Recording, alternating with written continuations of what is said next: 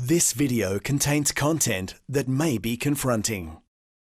A man has been charged with the murder of a Sydney woman who was kidnapped from her home and shot dead in a car in April. With more, I'm joined by our reporter Max Tillman in Sydney. Max, what can you tell us?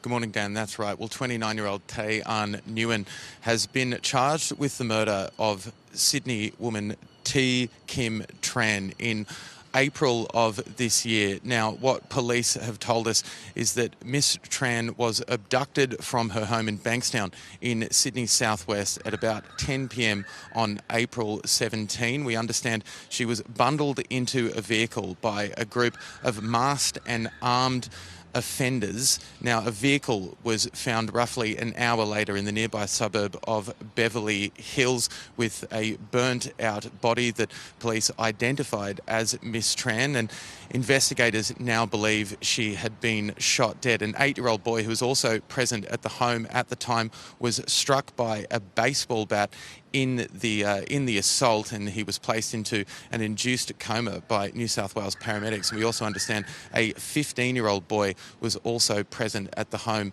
at the time. Now, police are currently theorising that there could potentially be a link between Miss Tran's husband and a Victorian drug syndicate, a Vietnamese-backed Victorian drug syndicate. Police now believe Mr. Nguyen, who has been charged with Miss Tran's murder, was intimately involved with that criminal syndicate. We understand from hearing from police a little bit earlier today, they will now allege that Miss Tran's husband had been employed by Mr. Nguyen in January of this year in order to work as a methamphetamine cook for that Victorian-based drug syndicate. We understand from what police have told us earlier today, they believe some sort of dispute arose over what the Victorian drug syndicate have effectively accused Mr. Tran's husband of stealing a large quantity of drugs. Mr. Nguyen was then employed by this Victorian drug syndicate to effectively exact revenge.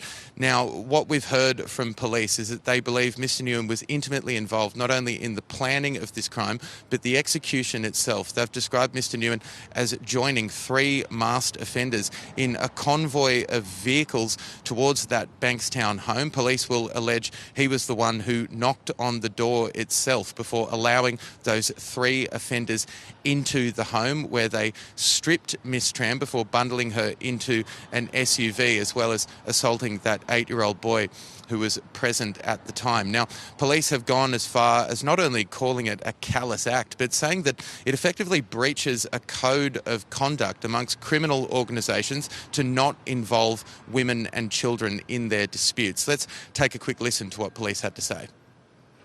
This is a threat of violence from a criminal syndicate group that couldn't find the male, so they resorted to family members. We don't see that too often in New South Wales. It's extremely rare, and certainly this organised crime group have I'd say upset a few people out there in the criminal milieu, because this is not the norm. This certainly is not the norm. Family, females, children are normally not involved in these type of revenge attacks.